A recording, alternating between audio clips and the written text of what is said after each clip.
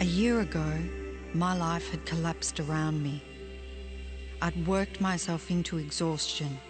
My father died suddenly, and my relationships were in turmoil.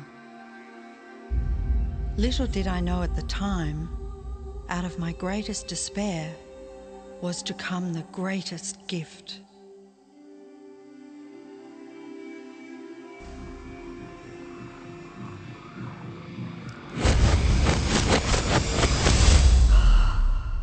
I'd been given a glimpse of a great secret.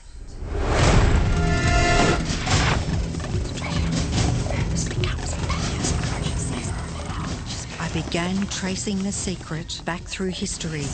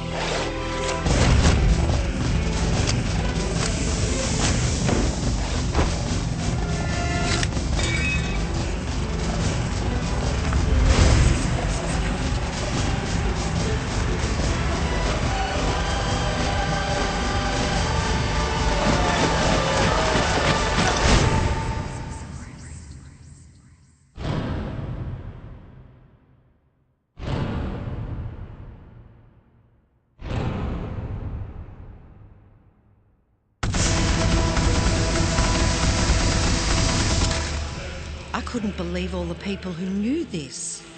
They were the greatest people in history.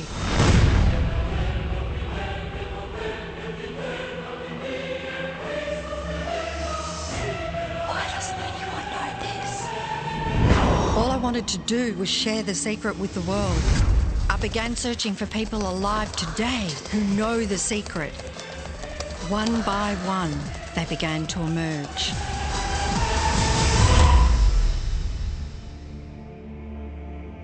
Do you know this secret gives you everything you want?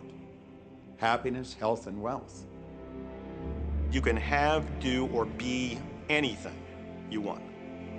We can have whatever it is that we choose. I don't care how big it is. What kind of a house do you want to live in? Do you want to be a millionaire? What kind of a business do you want to have? Do you want more success? What do you really want? I've seen many miracles take place in people's lives. Financial miracles, miracles of physical healing, mental healing, healing in relationships. All of this happened because of knowing how to apply the secret. This is the great secret of life.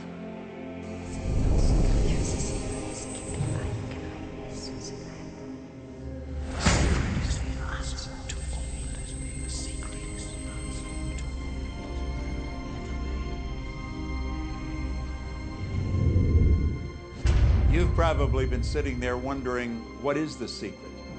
I'll tell you how I have come to understand it. We all work with one infinite power.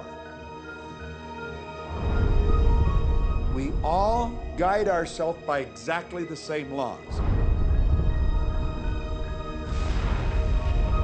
The natural laws of the universe are so precise that we don't even have any difficulty building spaceships. We can send people to the moon, and we can time the landing with the precision of a fraction of a second. I don't care if you're in India, if you're in Australia, New Zealand, Stockholm, or London, or Toronto, or Montreal, or New York. We're all working with one power, one law. It's attraction. The secret is the law of attraction. Everything that's coming into your life, you are attracting into your life. And it's attracted to you by virtue of the images you're holding in your mind. It's what you're thinking. You see, whatever is going on in your mind, you are attracting to you. Now, wise people have always known that. You can go right back to the ancient Babylonians. They've always known this. It's a small, select group of people. Why do you think that 1% of the population earns around 96% of all the money that's being earned? Do you think that's an accident? It's no accident. It's designed that way. They understand something. They understand the secret. And you are being introduced to the secret. The simplest way for me to look at the law of attraction is if I think of myself as a magnet, and I know that a magnet will attract to it. Very basically put, the law of attraction says that like attracts like, but we're really talking at a level of thought. Our job as humans is to hold on to the thoughts of what we want, make it absolute clear in our minds what we want, and from that we start to invoke one of the greatest laws in the universe, and that's the law of attraction. You become what you think about most, but you also attract what you think about most. If you see it in here, you're going to hold it here. And that principle can be summed up in 3 simple words. Thoughts become things. What most people don't understand is a thought has a frequency. Every thought has a frequency. We can measure a thought. And so if you're thinking that thought over and over and over again, or if you're imagining in your mind, okay, having that brand new car, having the money that you need, building that company, finding your soulmate, if you imagine what that looks like, you're emitting that frequency on a consistent basis. Thoughts are sending out that magnetic signal that is drawing the parallel back to you. See yourself living in abundance, and you will attract it. It always works. It works every time with every person. Here's the problem. Most people are thinking about what they don't want, and they're wondering why it shows up over and over and over again. The law of attraction doesn't care whether you perceive something to be good or bad, or whether you don't want it or whether you do want it. It's responding to your thoughts. So if you're sitting there looking at a mountain of debt, feeling terrible about it, that's the signal you're putting out into the universe. Wow, I feel really bad because of all this debt I've got. You're just affirming it to yourself. You feel it on every level of your being. That's what you're going to get more of.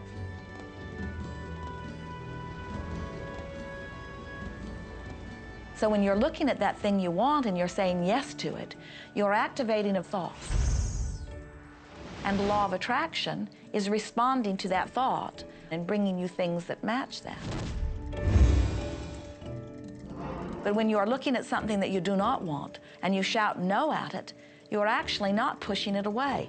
Instead, you are activating the very thought of what you do not want, and now law of attraction is lining those things up for you also.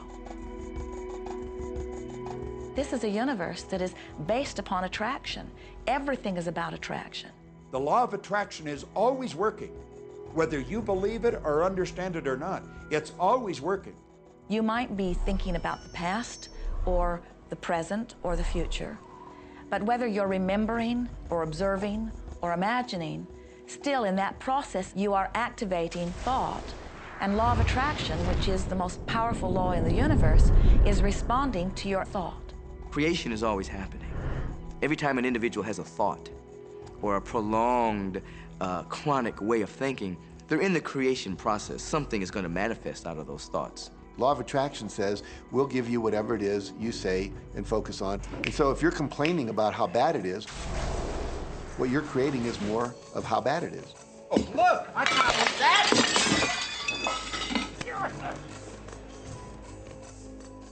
I had a student named Robert. Robert was a gay man, and he was taking an online course I have, part of which entails email access to me. And he outlined all of the grim realities of his life. In his job, all the people ganged up on him. And it was constantly stressful because of how nasty they were with him. When he walked down the street, he said every block he was accosted by homophobic people who wanted to abuse him in some way. He was wanting to become a stand-up comedian. And when he went out and did a stand-up comedy job, everybody heckled him about being gay. And his whole life was one of a lot of unhappiness and misery, and it all focused around this idea of being attacked because he was gay. I began to teach him that he was focusing on what he did not want. I directed him back to his email that he sent me and said, read it again. Look at all the things you do not want that you're telling me about. And I can tell you're very passionate about this. When you focus on something with a lot of passion, it makes it happen even faster. And then he really started taking this thing about focusing on what you want to heart. And he began really trying. What happened within the next 6 to 8 weeks was absolutely a miracle. He said that all the people in his office that had been harassing him either transferred to another department, quit working at the company, or started totally leaving him alone, and he began to love his job. He noticed that when he was walking down the street that nobody came up to him and harassed him anymore. They just weren't there. I am a very, very gay man. When he went and did his stand-up comedy routines, he started getting standing ovations and nobody was heckling him. His whole life changed because he changed from focusing on what he did not want, what he was afraid of, what he wanted to avoid, to focusing on what he did want. So we may be very positive in our outlook and orientation, and we tend to attract positive people and positive events and circumstances. We may be very negative in our orientation or very angry, in which case we tend to attract negative, angry people and negative, angry circumstances. And so you end up attracting to you the predominant thoughts that you're holding in your awareness, whether those thoughts are conscious or whether they're unconscious. That's the rub. If you look very carefully when it comes to the secret and the power of our mind and the power of our intention in our daily lives, it's all around us. All we got to do is open our eyes and look. You see law of attraction evidenced in your society when you see that the one who speaks most of illness has it, when you see that the one who speaks most of prosperity has it. Law of attraction is evident everywhere around you if you are understanding what it is. It has to do with you being a magnet, attracting thought, attracting people, attracting events, attracting lifestyle. Indeed, everything that you bring into your experience, you bring because of this powerful law of attraction. I mean, I'm not talking to you from the point of view of just wishful thinking or imaginary craziness. I'm talking to you from a deeper, basic understanding. Quantum physics really begins to point to this discovery. It says that you can't have a universe without mind entering into it, that the mind is actually shaping the very thing that is being perceived. Now, if you don't understand it, doesn't mean you should reject it. You don't understand electricity, probably. First of all, no one even knows what electricity is, and yet you enjoy the benefits of it. Do you know how it works? I don't know how it works, but I do know this, that you can cook a man's dinner with electricity, and you can also cook the man. People oftentimes, when they begin to understand the great secret, become frightened of all of these negative thoughts that they have.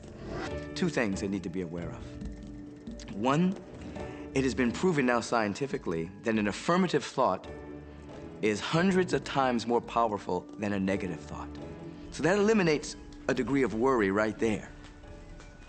You live in a reality where there is this buffer of time, and truly that serves you. You're really not wanting to be in an environment where your thoughts manifest immediately.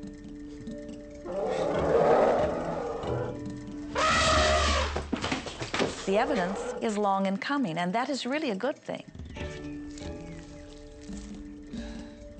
So you want to become aware of your thoughts, you want to choose your thoughts carefully, and you want to have fun with this because you are the masterpiece of your own life. You are the Michelangelo of your own life. The David that you are sculpting is you, and you do it with your thoughts.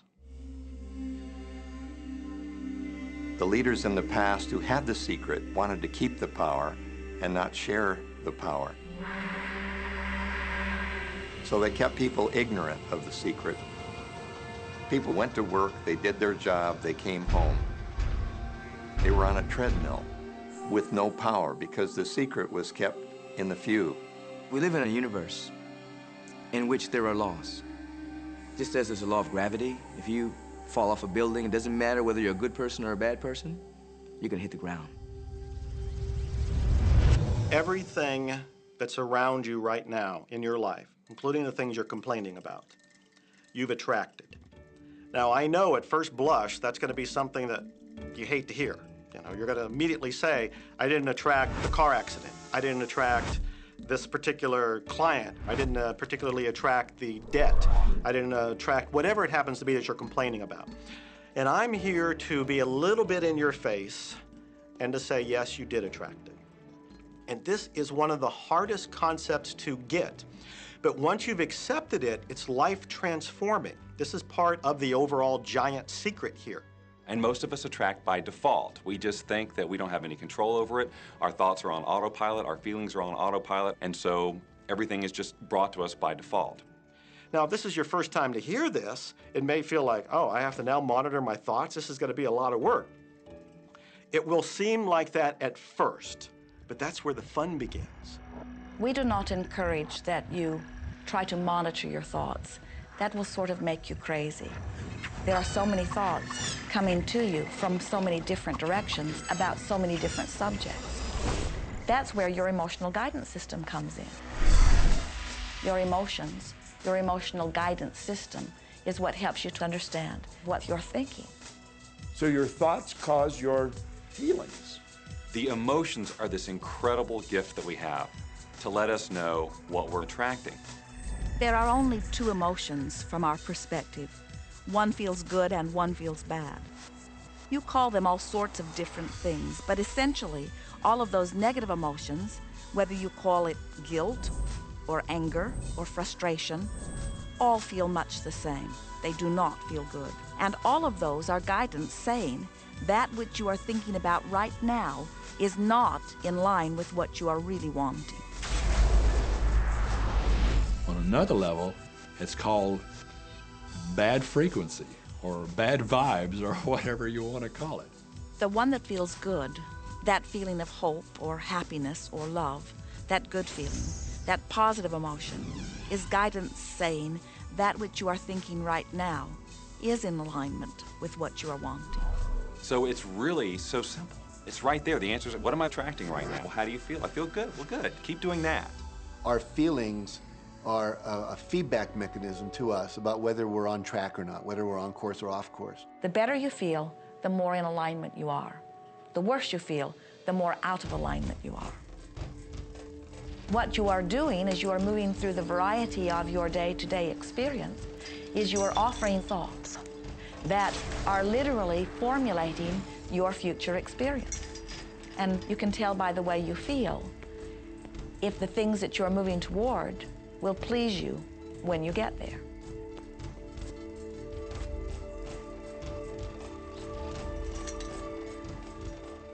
Whatever it is you are feeling is a perfect reflection of what is in the process of becoming.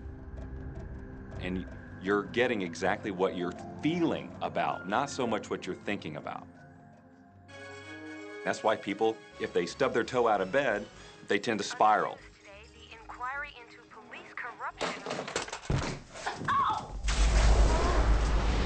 The whole day goes like that, you know?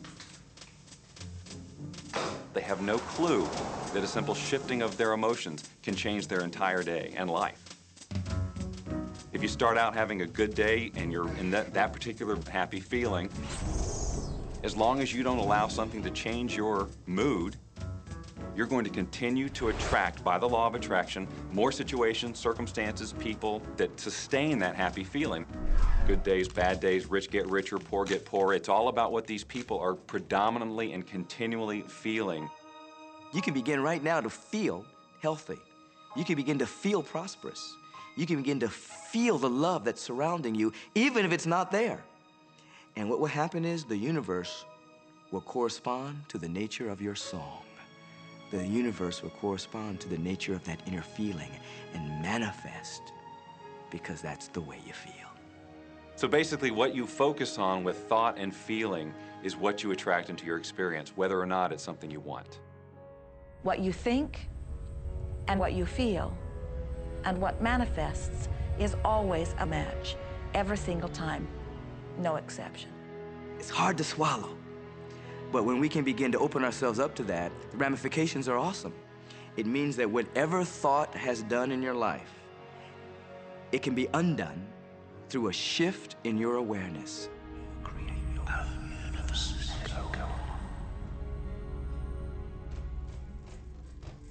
It's really important that you feel good, because this feeling good is what goes out as a signal into the universe and starts to attract more of itself to you. So the more you can feel good, the more you will attract the things that help you feel good and it'll keep bringing you up higher and higher. When you're feeling down, do you know that you can change it like that? Put on a beautiful piece of music. Start singing. That'll change your emotion. Or think of something beautiful. Think of a baby. Maybe one you love. And dwell on it. Really keep that thought in your mind. Block everything out but that thought. I guarantee you'll start to feel good. This principle applies to your family pet, for instance, which I believe are wonderful because they put you in a great emotional state. When you feel love for your pet, that's a great state of love. It's going to bring goodness into your life. What a gift that is. And when you begin to get the hang of this, when you begin to guide your thoughts based upon the way they feel, and you begin to notice the correlation between what you're feeling and thinking and what's coming back to you, before you know it, you will know that you are the creator of your own reality.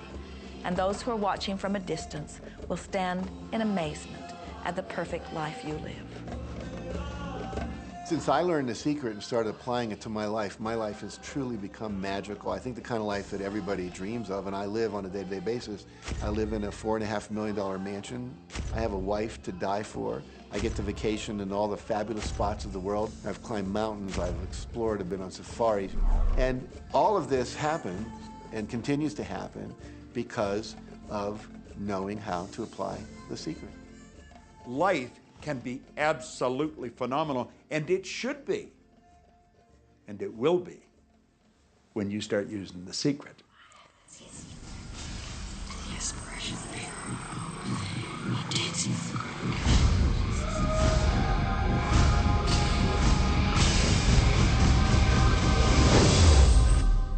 Well, a lot of people ask me what their job is in the creative process and what the job of the universe is. So let's look at that for a moment. Let's use this metaphor. If you think about Aladdin and his lamp, you've probably heard of that one.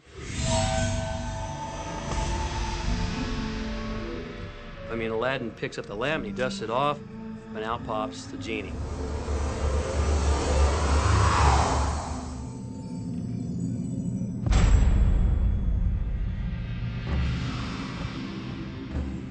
And the genie always says one thing. Your wish is my command.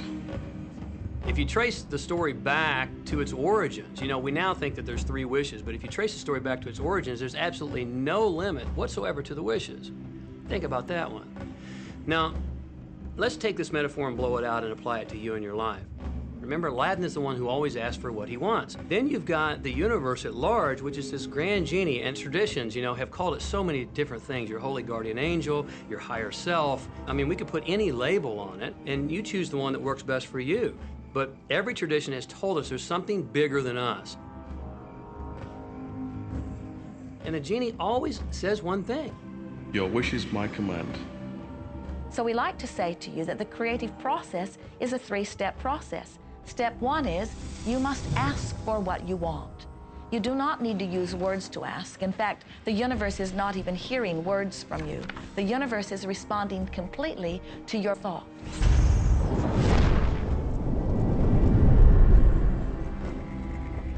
What do you really want? Sit down and write it out on a piece of paper. Write it in the present tense. You might begin by writing, I am so happy and grateful now that, and then explain how you want your life to be in every area.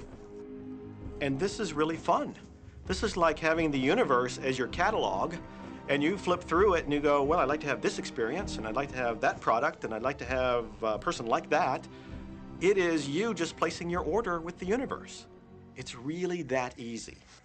The second step is answer, an answer to what you're asking. And that is not your work in your physical form. The universe will do that step for you.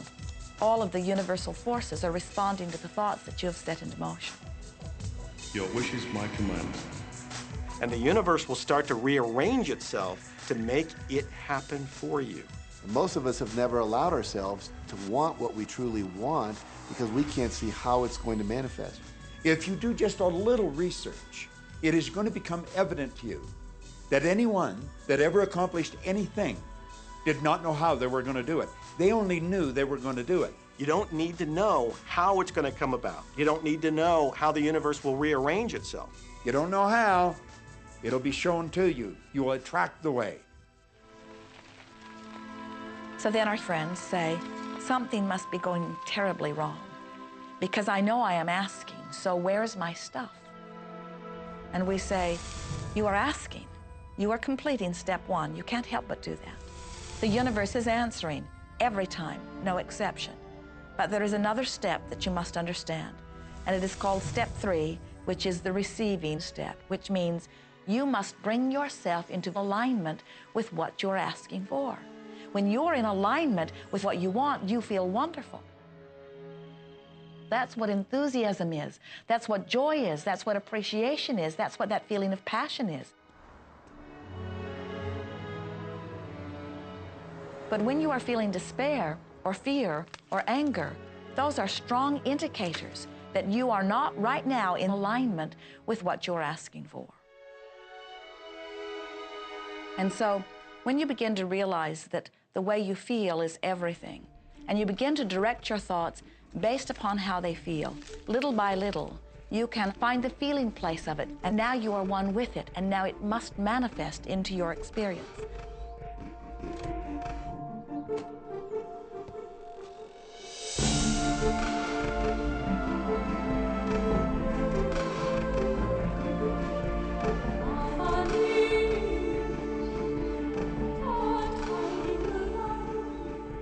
And when you turn that fantasy into a fact, you're in the position to build bigger and better fantasies.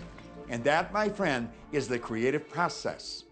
So the law of attraction, the study and practice of the law of attraction is just figuring out what will help you generate the feelings of having it now. Go test drive that car. Go shop for that home. Get in the house. Do whatever you have to do to generate the feelings of having it now and remember them. Whatever you can do to do that will help you to literally attract it. It could be you wake up and it's just there, it's manifest. Or you might get some inspired idea of some action to take. You certainly shouldn't be going, well, I could do it this way, but man, I would hate that, because you're not on the right track if that's the case. Action will sometimes be required, but if you're really doing it in line with what the universe is trying to deliver, it's going to feel joyous, you're going to feel so alive, time will just stop, you could do it all day. The universe likes speed. Don't delay, don't second guess, don't doubt. When the opportunity's there, when the impulse is there, when the intuitive nudge from within is there, act. That's your job. And that's all you have to do. You will attract everything that you require. If it's money you need, you'll attract it. If it's people you need, you'll attract it. If it's a certain book you need, you'll attract it. You've got to pay attention to what you're attracted to. Because as you hold images of what you want, you're going to be attracted to things and they're going to be attracted to you. But it literally moves into physical reality with and through you.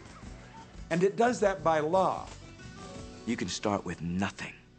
And out of nothing and out of no way, a way will be made. Think of this, a car driving through the night, the headlights only go 100 to 200 feet forward. And you can make it all the way from California to New York driving through the dark because all you have to see is the next 200 feet. And that's how life tends to unfold before us. And if we just trust that the next 200 feet will unfold after that, the next 200 feet will unfold after that, your life will keep unfolding and it will eventually get you to the destination of whatever it is you truly want because you want it. Take the first step. You don't have to see the whole staircase. Just take the first step. Well, another thing people wonder about is how long is this going to take? How long will it take to manifest the car, the relationship, the money, whatever it happens to be? Well, I don't have any rule book that says it's going to take you 30 minutes or 3 days or 30 days. I think it's more a matter of you being in alignment with the universe itself. Size it's nothing to the universe. It is no more difficult to attract on a scientific level something that we consider huge to something that we consider infinitesimally small. The universe does everything it does with zero effort. Grass doesn't strain to grow. It's effortless. It's just this great design. It's all about what's going on up here. It's about what we put in place, saying this is big, it's going to take some time. This is small, oh, I'll give it an hour. You know, those are our rules that we define. There are no rules according to the universe. You provide the feelings of having it now, it will respond. Some people have an easier time with little things, and so we sometimes say, well, start with something small, like a cup of coffee. Make it your intention to attract a cup of coffee today. Hold an image of talking to an old friend that you haven't seen for a long time. Somehow or another, somebody's going to start talking to you about that person. That person's going to phone you, or you'll get a letter from them. People are amazed how that I line up car parks, and I've done this right from when I first understood The Secret. I would visualize a car space exactly where I want it, and 95% of the time it would be there for me, and I'd just pull straight in. 5% of the time I'd have to wait just a minute or two, and the person would pull out and I'd pull in. So I do that all the time.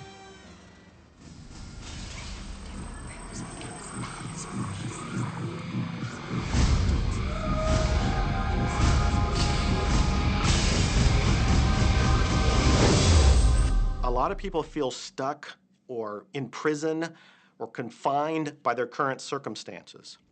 And I'm trying to point out that whatever your circumstances right now, that is only your current reality. And current reality will begin to change as a result of watching this and beginning to use The Secret.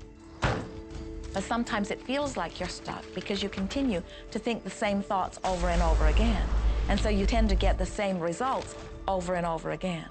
And the reason is because most people offer the majority of their thought in response to what they are observing. You see, if you're just looking at what is, then you're just thinking about what is. And when you think about what is, law of attraction gives you more of it. And then if you just observe what is, then you're just thinking about what is. And law of attraction gives you more of what is. And then if you just observe, well, we've been over this, haven't we? You have to find a way that you are approaching what is through a different vantage point. Most people look at their current state of affairs and they say, this is who I am. That's not who you are. That's who you were. You see, if you look at your current state of affairs right now, let's say, for instance, that you don't have a lot of money in your bank account, or you don't have the relationship that you want, or your health and fitness isn't up to par. That's not who you are. That's the residual outcome of your past thoughts and actions. So we're constantly living in this residual, if you will, of the thoughts and the actions we've taken in the past. When you look at your current state of affairs and define yourself by that, then you doom yourself to have nothing more than the same in the future. All that we are is the result of what we have thought. Okay, what can you do right now to begin to turn your life around? I'll tell you 2 or 3 things. Start making a list of things to be grateful for. Start with that, because this shifts your energy. It starts to shift your thinking. Where before this exercise, you might be focusing on what you don't have, and you might be focusing on your complaints, and you might be focusing on whatever the problems are. When you do this exercise, you start to go in a different direction. You start to be grateful for all the things that you feel good about. Gratitude is absolutely the way to bring more into your life. Every man knows that when his wife's appreciating him for the little things he does, what does he want to do? He wants to do more. It's always about appreciation. It pulls things in. It attracts support. I've said for many years that whatever we think about and thank about, we bring about. Because that's that feeling that you have to have, you know. And so for me, it's been such a powerful exercise every morning to get up and say thank you. Every morning when my feet hit the floor, thank you. And then I start running through what I'm grateful for as I'm going to brush my teeth and do the things I do in the morning. And I'm not just thinking about them and doing some rote routine, but I'm putting it out there and I'm feeling the feelings of gratitude. Because as soon as you start to feel differently about what you already have, you will start to attract more of the good things, more of the things you can be grateful for. Because you can look around and say, well, look, I don't have the car I want, I don't have the house I want, I don't have the health I want, I don't have the spouse I want. Oh, back up, back up. Those are all the things you don't want. Focus on what you already have that you're grateful for. And it might be you have the eyes to watch this. It might be the clothes that you have. Yes, you might prefer something else, and you might get something else pretty soon if you start feeling grateful for what you have. I think everybody goes through times when they say, oh man, things aren't working right, or things are going bad, and there were some things going on in my family, and I found a rock. I was just sitting here holding this rock. You might see me carrying around. I found a rock, I stuck it in my pocket, and I said, you know what, every time I touch this rock, I'm gonna think of something that I'm grateful for. And so every morning when I get up in the morning, I pick it up off the dresser, I put it in my pocket, and I go through the things that I'm grateful for. At night, what do? You empty your pocket, and there it is again. And I've had some different experiences with that. I've had some amazing experiences. I had a guy from South Africa, and he saw me drop it. He said, what is that? Well, what's that? I explained it to him, so he started calling it a gratitude rock. Gratitude rock. 2 weeks later, I got an email from him, from South Africa. And he said, my son is dying from a rare disease. It's a type of hepatitis. He said, would you send me 3 gratitude rocks? Now, they're just rocks I found off the street, you know? So I said, sure. I had to make sure that the rocks were very special. And so I went out to the stream, looked, picked out the right rocks, and sent them off to him. 4 or 5 months later, I get an email from him. He said, my son's better. He's doing terrific. And he said, but you need to know something. He says, we've sold over 1,000 rocks at $10 a piece as gratitude rocks, and we've raised all this money for charity. Thank you very much. And so it's very important to be in an attitude of gratitude, as I call it. Another thing that I would suggest that you do right now to turn your life around, and this is so huge that I can't find the words to describe just how powerful this can be for you.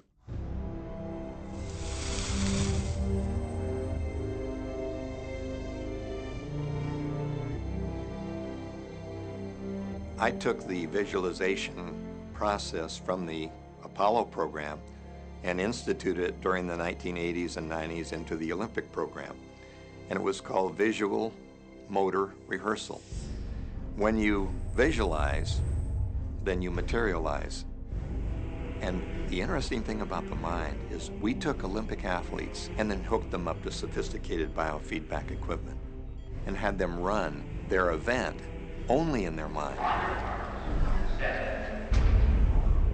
Incredibly, the same muscles fired in the same sequence when they were running the race in their mind as when they were running it on the track. How could this be?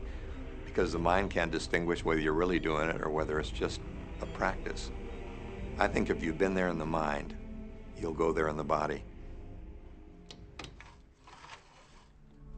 When you're visualizing, when you've got that picture playing out in your mind, always and only dwell upon the end result.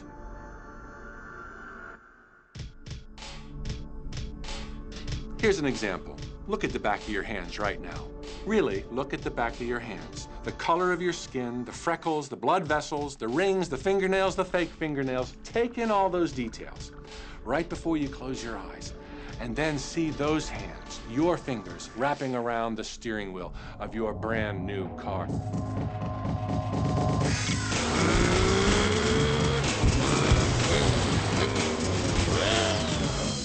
This is such a holographic experience, so real in this moment, that you don't even feel like you need the car because it feels like you already have it. It's the feeling that really creates the attraction, not just the picture or the thought. And I think for a lot of people, they think, well, if I think positive thoughts, or if I visualize having what I want, that'll be enough. But if you're doing that and still not feeling abundant or feeling, loving and joyful, then it doesn't, from my mind, really create the power of the attraction. This is where the secret actually moves into action. You put yourself in the feeling place of really being in that car, not, oh, I wish I could get that car, or someday I'll have that car, because that's a very definite feeling associated with that. It's not in the now, it's not, you know, it's in the future.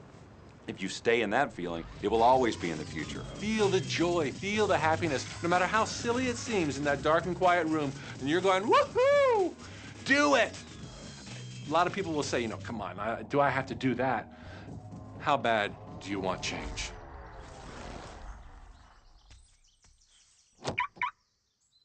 Now that feeling and that inner seeing will begin to be an open doorway through which the power of the universe will begin to express. What power is, I cannot say. All I know is that it exists. Our job is not to figure out the how. The how will show up out of the commitment and the belief in the what.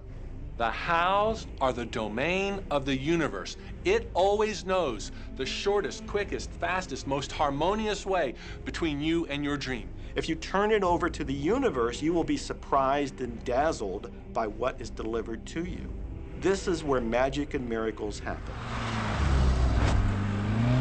Well, I would say you want to do this virtually daily, but my disclaimer is this should never be a chore.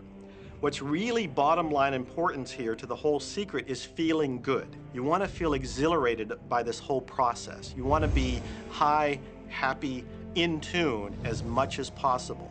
The only difference between people who really are living this way and people who aren't, living in the magic of life, is that the people who are living in the magic of life have habituated ways of being. They have habituated this process, and magic happens with them wherever they go, because they remember it and they do it all the time, not as a one-time event.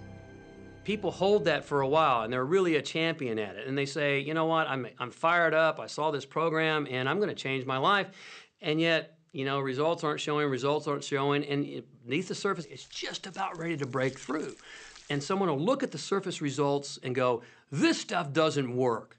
And you know what? The universe says, your wish is my command. And it goes down. You know, knowing the law of attraction, I wanted to really put it to use and to see if it was, you know, what would happen. And in 1995, I started to create something called a vision board, where I take something that I would want to achieve or something that I want to attract, like a car or a watch or the soulmate of my dreams, and I'd put a picture of what I wanted up on this board called the vision board. And every day I would sit in my office and I would look up at this board and I would start to visualize. I would really get into the state of having already acquired it. And I was getting ready to move as we put all the furniture, all the boxes put into storage. And I made 3 different moves over a period of 5 years. And then I ended up in California and bought this house, renovated it for a year, and then had all the stuff brought from my former home 5 years earlier. One morning, about 7:30 in the morning, my son comes into my office, and one of the boxes that was sealed for 5 years was right at the doorstep. And my son, Keenan, was sitting on the box, banging away at the box, and I said, sweetheart, will you please stop me? I'm doing some work here. And he says, what's in the boxes, Daddy? And I said, well, honey, those are my vision boards. What's a vision board? I said, well, it's where I put all my goals up. I cut them out and I put all my goals up as something that I want to achieve in my life. And of course, at 5.5 years old, he didn't understand it. So I said, sweetie, let me just show you, because that'll be the easiest way to do it. And so I cut the box open.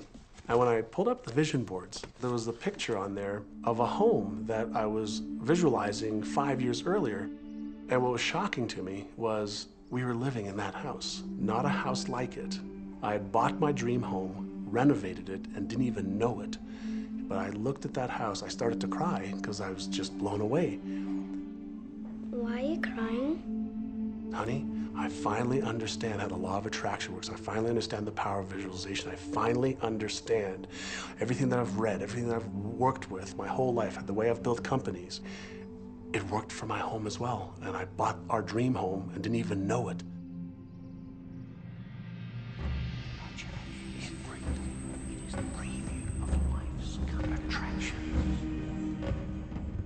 Decide what you want, believe you can have it, believe you deserve it, and believe it's possible for you. And then close your eyes every day for several minutes and visualize having what you already want and feeling the feelings of already having it. Come out of that and focus on what you're grateful for already. And really enjoy it, okay? And then go into your day and release it to the universe and trust that the universe will figure out how to manifest it.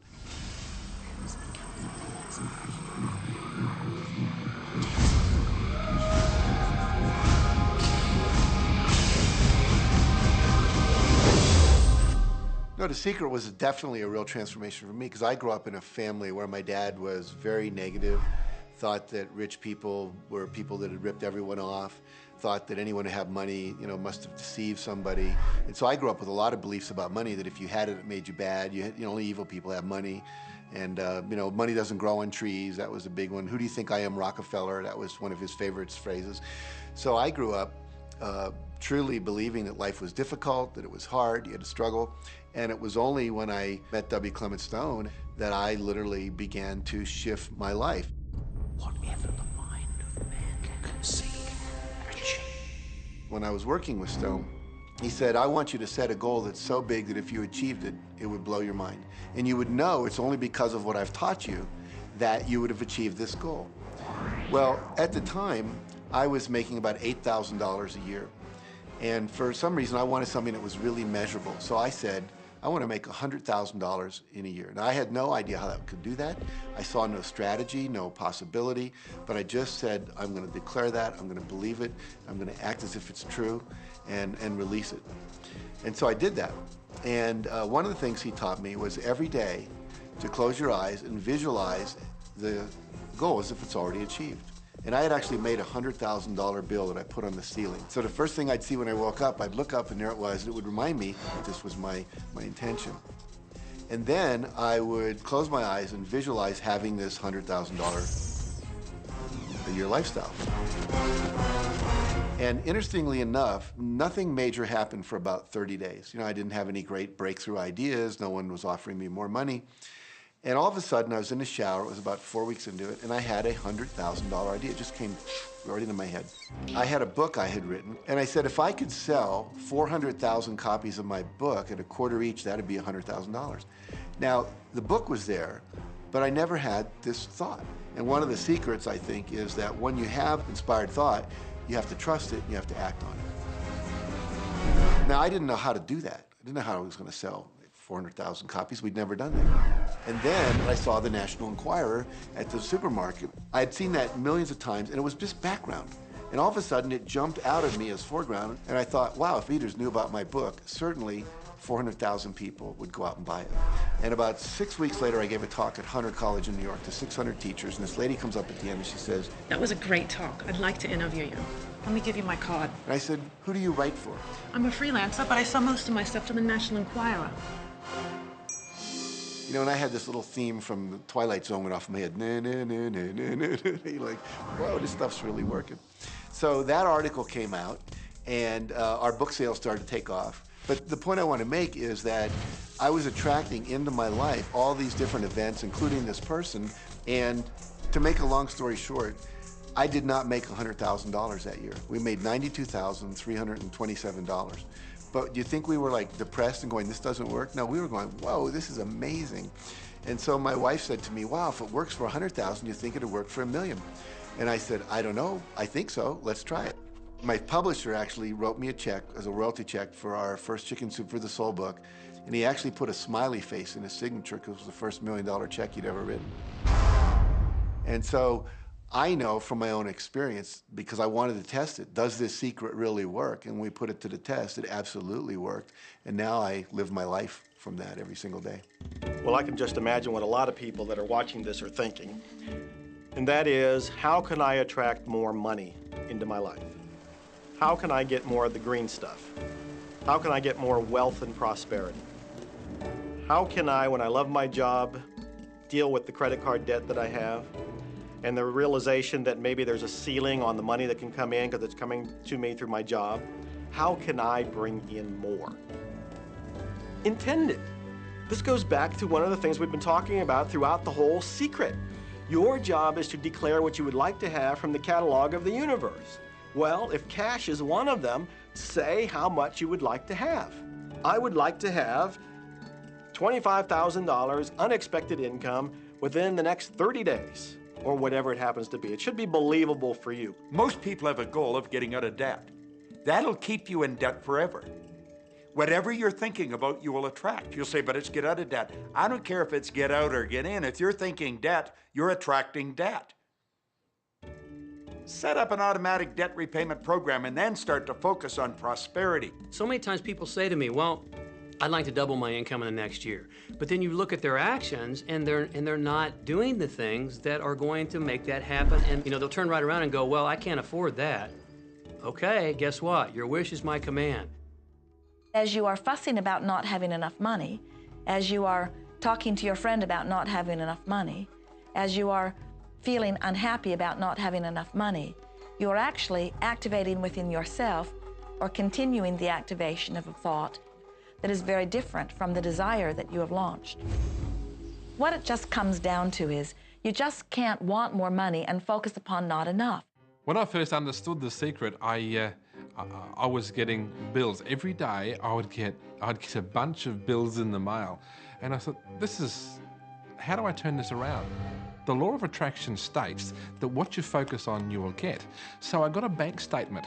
I whited out the total and I put a new total in there. I put exactly how much I wanted to see in the bank. So I thought, what if I just visualize checks coming in the mail? So I just visualize a bunch of checks coming in the mail. Within just 1 month, things started to change. And it is amazing. Today, I just get checks in the mail. I get a few bills, but I get more checks than bills. I grew up on you have to work hard for money, you have to work hard for money. And so I replaced that with money comes easily and frequently. Now, in the beginning, it feels like a lie, right? There was a part of your brain that will say, oh, you liar, it's hard. So you have to know it's this little tennis match that will go on for a while. When it comes to creating wealth, wealth is a mindset. It's all about how you think. I'd say 80% of my coaching that I do one-on-one with folks is about their psychology and the way they think. And I know when people are listening, they say, oh, well, you can do it, I can't.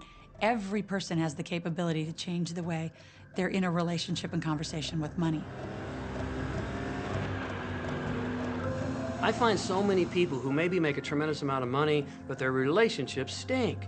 That's a technical term, by the way. And that's not wealth. It really isn't. You can go after the money and you might get rich, but it doesn't guarantee you'll be wealthy.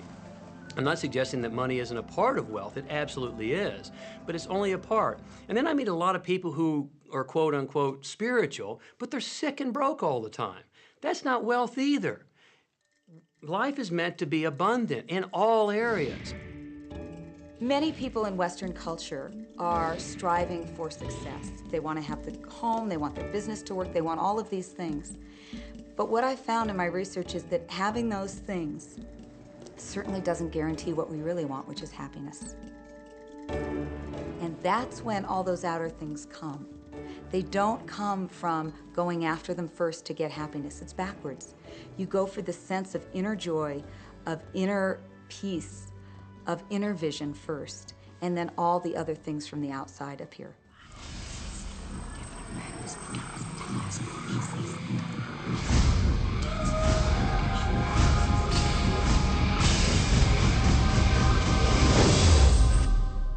The secret means for me actually that we are creators of our universe, and that every wish of what we want to create will manifest in our life.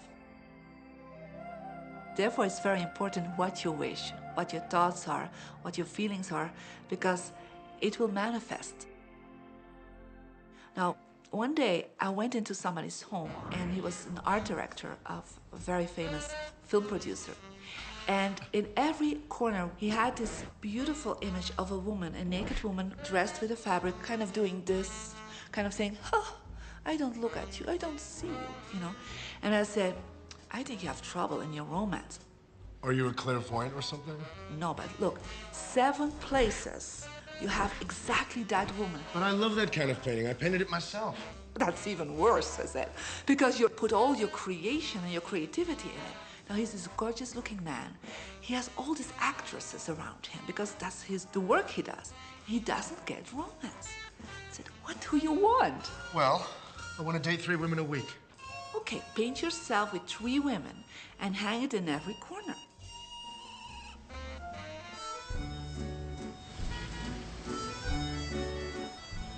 6 months later, I see him in Europe and said, how is your love life? Great. They just call me. They all want to date me. Because that's your wish. Now I have like 3 dates a week. They're fighting over me. Good on you. But I really want to stabilize a little bit. I want marriage, and I want romance. Well, paint it, okay? So he painted a beautiful romantic relationship. And a year later, he got married and is very happy. Because he put another wish out. But he wished it in himself for years, but it did not happen. Because his wish could not manifest because the outer level of himself, his house, was just contradicting himself all the time. So if you know this knowledge, you should start playing with it. Inside relationships, it's important to first understand who's coming into the relationship. And I don't mean about your partner, I mean about you. How can you ever expect anyone else to enjoy your company if you don't enjoy your own company?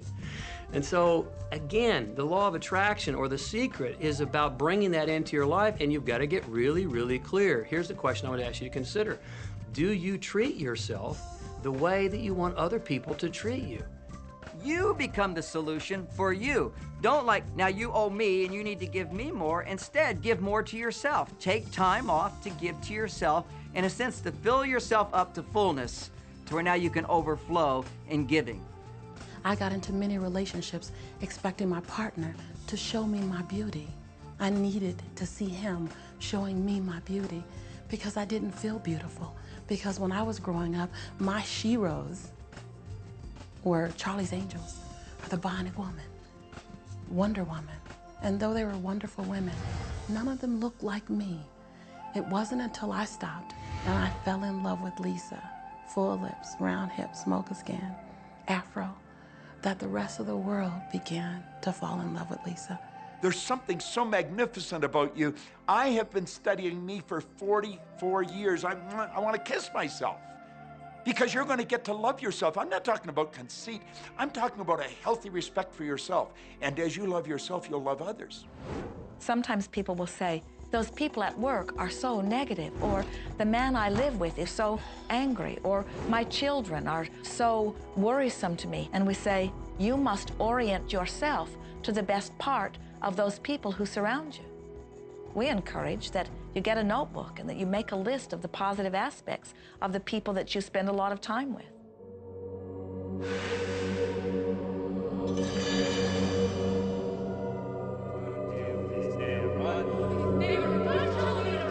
There could be someone that you have a terrible experience with, a terrible relationship with.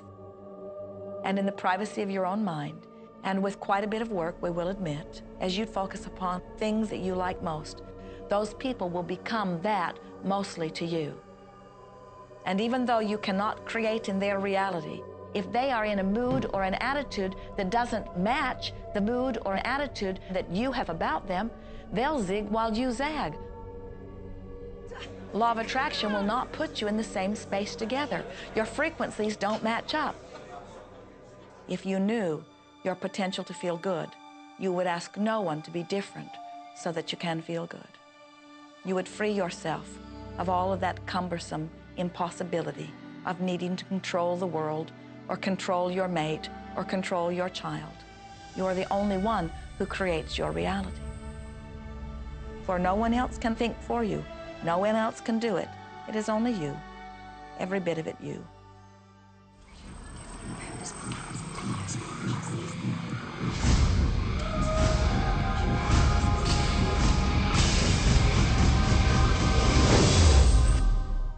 It's important to recognize that our body is really the product of our thoughts. We're beginning to understand in medical science the degree to which the nature of thoughts and emotions actually determines the physical substance and structure and function of our bodies. We've known in the healing arts of a placebo effect. A placebo is something that supposedly has no impact and no effect on the body, like a sugar pill or something. You tell the patient that this is just as effective. And what happens is the placebo has the same effect, if not greater effect, than sometimes the medication is supposed to be designed for that effect. So they found out that the human mind is the biggest factor in the healing arts. more so than sometimes the medication. If somebody is in a situation where they're sick and they have an alternative to try to explore what is in their mind creating it versus using medicine, if it's an acute situation that could bring death to them, then obviously the medicine is a wise thing to do while they explore what the mind is about. So you don't want to negate medicine. Every form of healing has a place. There is only a stream of well-being that flows, you know. It is a stream of pure positive energy. And the universe, all that we know, is abundant with only that. This is a world that is based upon well-being, and well-being dramatically abounds. And when you are allowing that stream to flow in its fullness, you feel very, very good. And when you are pinching it off a bit, you feel not so good. There is only a stream of goodness or well-being which you are allowing or not. And your magnificent emotions are telling you what the mix is, how you're doing in your allowing or your resisting of this connection. You know people who have had terminal disease. Stop and think of the word dis-ease. Hyphenate the word.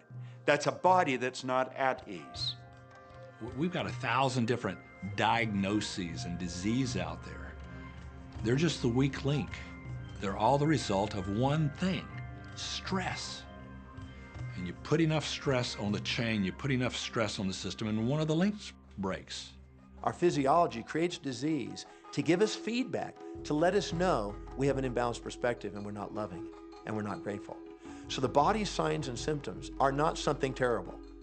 The question that's frequently asked is when a person has manifested a disease in their body temple or some kind of discomfort in their life, through the power of right thinking, can it be turned around? And the answer is absolutely yes. On November 23rd, I was diagnosed with breast cancer. I truly believed in my heart, with my strong faith, that I was already healed. During the day, all day long, I would just say, thank you for my healing. On and on and on I went, thank you for my healing. I believed in my heart I was healed. I saw myself as if cancer was never in my body.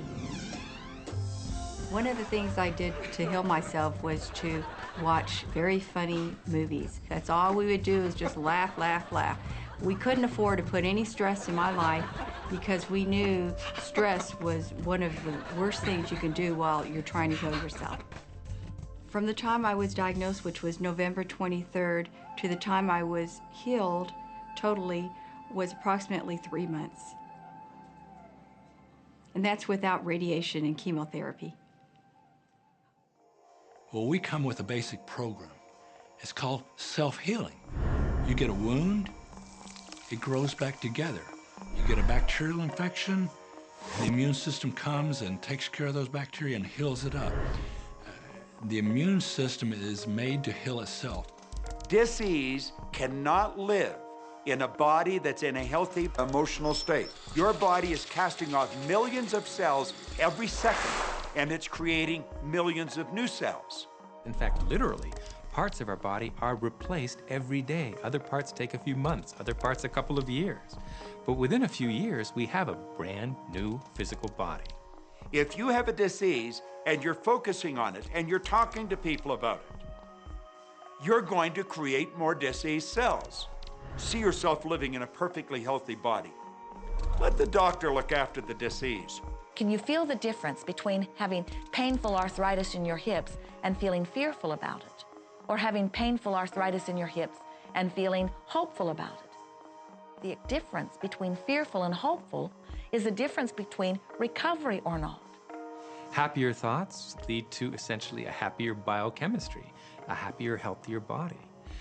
Negative thoughts, stress, has been shown to seriously degrade the body and the functioning of the brain, because it's our thoughts and emotions that are continuously reassembling, reorganizing, recreating our body. Remove physiological stress from the body, and the body does what it was designed to do. It heals itself. I've seen kidneys regenerated. I've seen cancer dissolved. I've seen eyesight improve and come back. I always say that incurable means curable from within. You can change your life and you can heal yourself.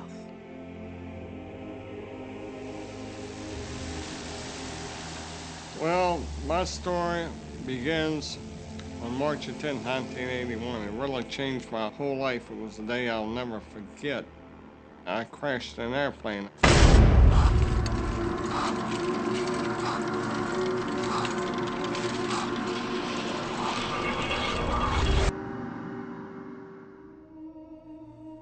I ended up in the hospital completely paralyzed. My spinal cord was crushed. I broke the first and second cervical vertebrae. My swallowing reflex was destroyed. I couldn't eat or drink. My diaphragm was destroyed. I couldn't breathe. All I could do was blink my eyes. The doctors, of course, said all my life I'd be a vegetable. All I'd do is blink my eyes the rest of my life. That's the picture they saw of me, but it didn't matter what they thought. The main thing was what I thought.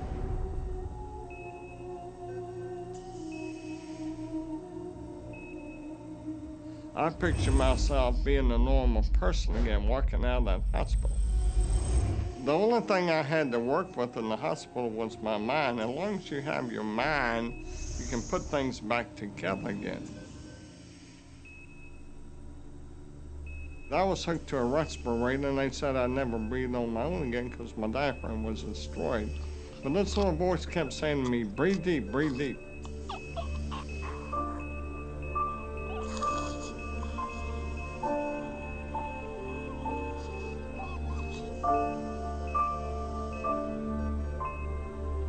Finally, I was weaned from it.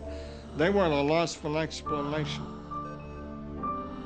See, I could not afford to allow anything to come in my mind that would distract me from my goal and from my vision.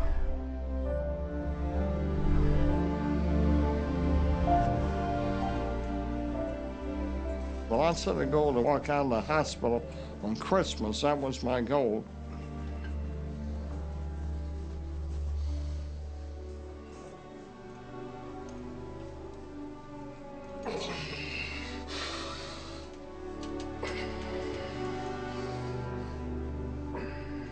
Months later, I walked out of the hospital on my own 2 feet.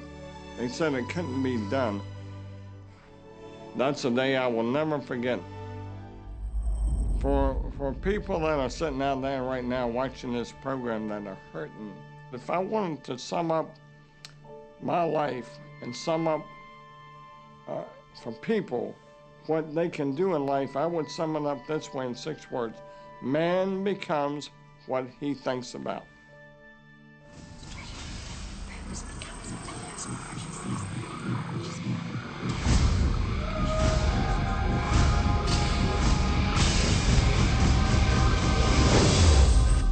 We notice that there are so many people who are living life in a very conditional way. They look out and they see things that are wonderful and they say, yes, we want more of those. We would vote for that. We would support that with our time and energy and money. But then they look out and they see things that they do not want, terrible things that they do not want to live and that they do not want to see others live. And they say, we've got to do something about getting rid of those things. But they don't realize that as they push against the unwanted, they add power to it.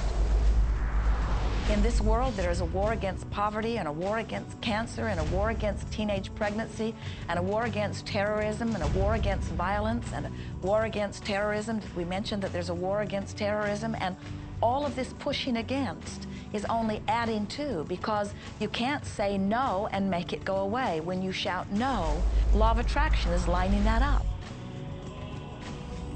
The reason that what you resist persists is because if you're resisting something, you're saying, no, I don't want this thing because it makes me feel this way, the way I'm feeling right now. So you're just putting out this really strong emotion of, wow, I really don't like this feeling, and it's there, and it just comes racing towards you. You know, the anti-war movement creates more war. The anti-drug movement has actually created more drugs because we're focusing on what we don't want, drugs. People will say, well, shouldn't I focus upon that? That is true. And we say, that is like saying, because someone gave their attention to something they did not want long enough that now it is manifested, I should do it too. And we say, we don't really understand that reasoning. Mother Teresa was brilliant. She said, I will never attend an anti-war rally. If you have a peace rally, invite me. You know, she knew. She understood the secret. I mean, look what she manifested in the world. So if you're anti-war, be pro-peace. If you're anti-hunger, be pro people having more than enough to eat. If you're anti a particular politician, be pro his opponent. Often elections are tipped in the favor of the person that people are really against because he's getting all the energy and all the focus. You want to focus on what you want, not what you don't want. It's okay to notice what you don't want because that gives you contrast to say, well, this is what I do want. But the fact is that the more you talk about what you don't want or talk about how bad it is, read about all of that all the time, and then say, oh, how terrible it is, well, you're creating more of that. You know, so many times people say to me, well, James, I have to be informed. Maybe you have to be informed, but you don't have to be inundated. Learn to become still and to take your attention away from what you don't want and all the emotional charge around it and place the attention on what you wish to experience. I always say when the voice and the vision on the inside become more profound and more clear and loud than the opinions on the outside, you've mastered your life. You are not here to try to get the world to be just as you want it to be. You are here to create the world around you that you choose, while you allow the world as others choose it to be, to exist also.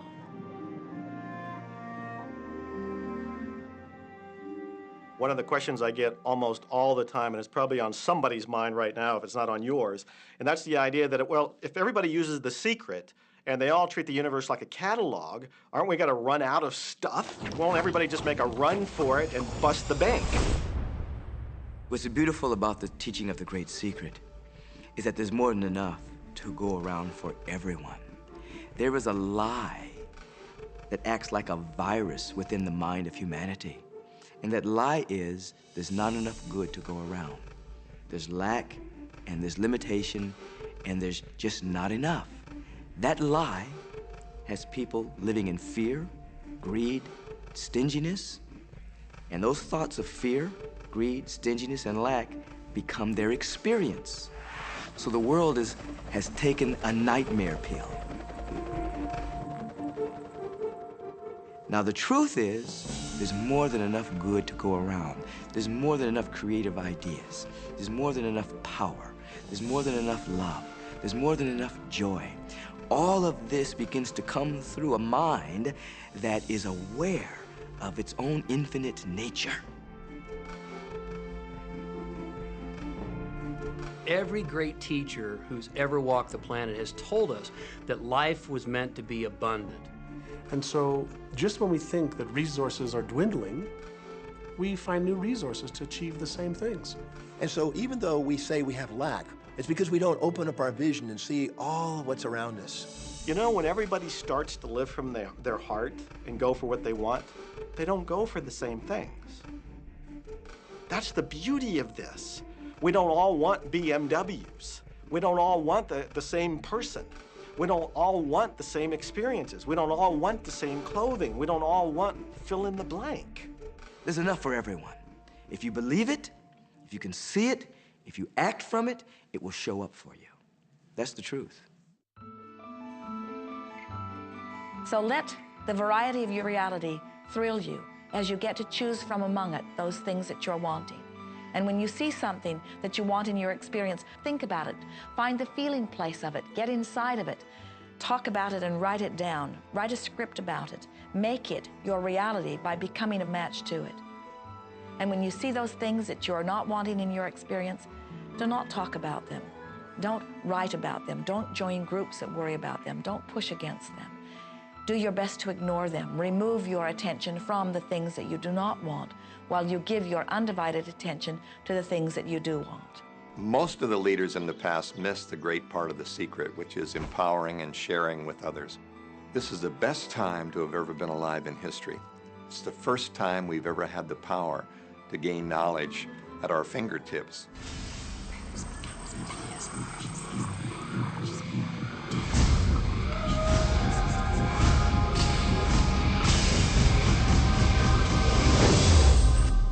When we look around us, even at our own bodies, what we see is the tip of the iceberg.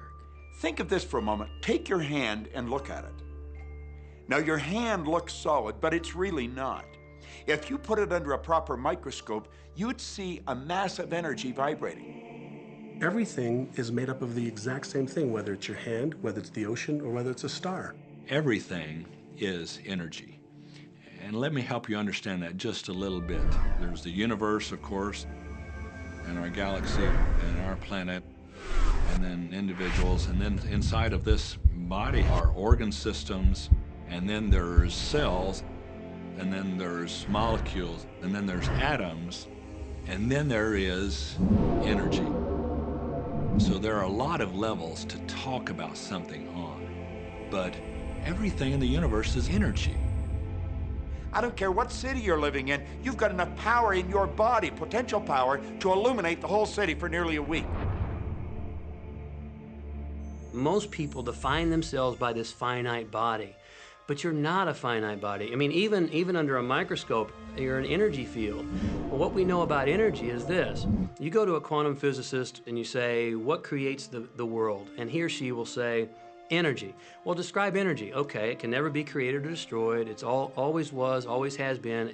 Everything that ever existed always exists. It's moving into form, through form, and out of form. Okay, great. You go to a theologian and you ask the question, what created the universe? And he or she will say, God. Okay, describe God. Always was and always has been, never can be created or destroyed, all that ever was, always will be, always moving into form, through form, and out of form. You see, it's the same description, just different terminology. And so if you think you're this meat suit running around, think again. You're a spiritual being. You're an energy field operating in a larger energy field. We're all connected. We just don't see it. There isn't an out there and an in here. Everything in the universe is connected. It's just one energy field. You are extensions of source energy, and you are here in these magnificent bodies, but your bodies have distracted you, for the most part, from who you really are. You are source energy. You are eternal beings. You are God force. You are that which you call God. Scripturally, we could say that we are the image and the likeness of God. We could say we are another way that the universe is becoming conscious of itself. We could say that we are the infinite field of unfolding possibility. All of that would be true. Every great tradition has told you that you were created in the image and the likeness of the creative source. That means that you have God potential and power to create your world, and you are. You are. And maybe you've created things to this point that are wonderful and worthy of you, and maybe you haven't. The question I'd ask you to consider is, do the results you have in your life, are they what you really want? And are they worthy of you? If they're not worthy of you, then when would now be the right time to change those? Because you have the power to do that. The power is broken. Is under our control. You know, a lot of people feel like they're victims in life, and they'll often point to past events, perhaps growing up with an abusive parent or in a dysfunctional family. And I would add as a parenthesis here that most psychologists believe that about 85% of families are dysfunctional. So it's like all of a sudden you're not so unique. My parents were alcoholics, my dad abused me, my mother divorced him when I was 6. From the age of 13 to 18, I was involved in street gangs. I had a severe motorcycle accident. I was homeless at one point in Dallas. I lived in poverty for 15 years in Houston. When I was a child, I had learning difficulties, and I was considered learning disabled, and I was told I would never read, write, or communicate, never amount to anything, not go very far in life. I mean, that's almost everybody's story in some form or not. So that's just called so what. The real what is, what are you going to do now? What do you choose now? Because you can either keep focusing on that or you can focus on what you want. And when people start focusing on what they want, what they don't want falls away. And that part expands and the other part disappears. We are wanting you to come to the place where you're beginning to offer your thought deliberately, where you're guiding your thoughts on purpose, where you are the creator of your own experience because you are the manager of your own thoughts.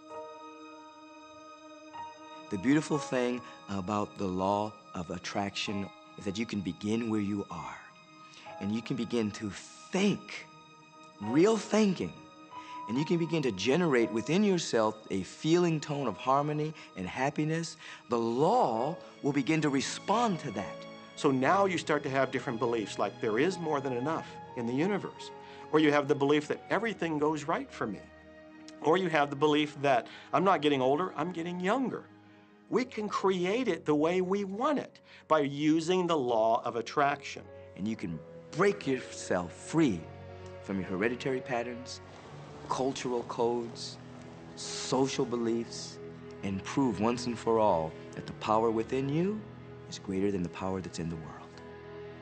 Some of you may be thinking, well, that's very nice, but I can't do that, or she won't let me do that, or he'll never let me do that, or I haven't got enough money to do that, or I'm not strong enough to do that, or I'm not rich enough to do that, I'm not.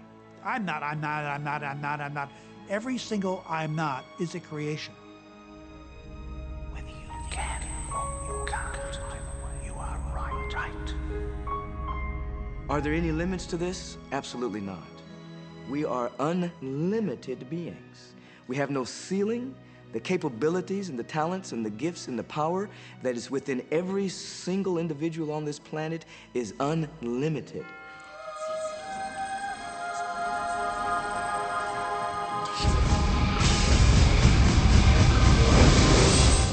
There is no blackboard in the sky on which God has written your purpose, your mission in life. There's no blackboard in the sky that says, Neil Donald Walsh, a handsome guy who lived in the first part of the 21st century, who, colon, then there's a blank, you know, and all I have to do to really understand what I'm doing here, why I'm here, is to find that blackboard and find out what God really has in mind for me. But the blackboard doesn't exist. So your purpose is what you say it is. Your mission is the mission you give yourself. Your life will be what you create it as, and no one will stand in judgment of it, now or ever. It took a lot of years for me to get this, because I grew up very much with this idea that, you know, there was something I was supposed to do, and if I wasn't doing it, I was like, God wouldn't be happy with me, you know? When I really got that my primary aim was to feel and experience joy, then I began to do only those things which brought me joy. We have a saying, you know, if it ain't fun, don't do it, you know? Joy, love, freedom, happiness, laughter. That's what it is. And if you've just experienced joy sitting there and meditating for an hour, by golly, do that. If you experience joy eating a salami sandwich, then do that. When I pet my cat, I'm in a state of joy. When I walk in nature, I'm in a state of joy. So I want to constantly put myself in that state. And when I do that, then all I have to do is have the intention of what I want, and what I want manifest. So inner happiness actually is the fuel of success. Anything that makes you feel good is always going to be drawing in more. You are listening to this right now. It's you that drew this into your life. It's your choice whether you want to take it and utilize it. If it feels good, if it doesn't feel good, then you know, let it go. Find something that feels good, that resonates with your heart.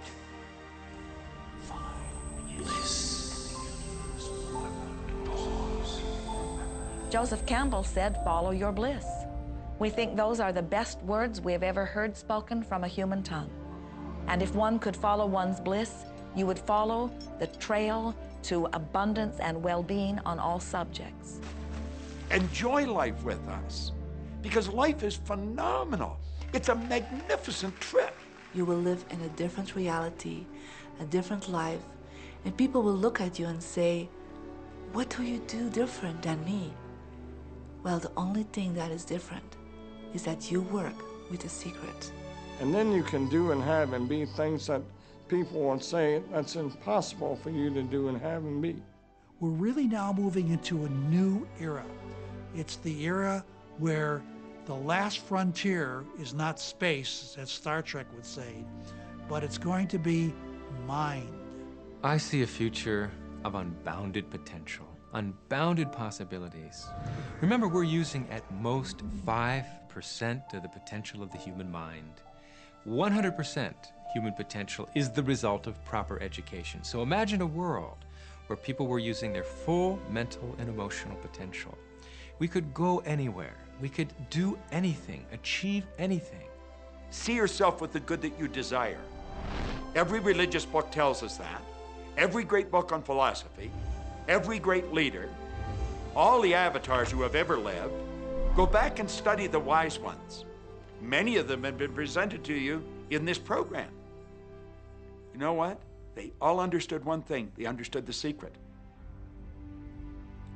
Now you understand it. And the more you use it, the more you'll understand it. You may be feeling that it would be easier to be hearing these words if they had come to you the first day of your experience upon this earth. And if we were talking to you on your first day of physical life experience, we would say to you, welcome to planet Earth.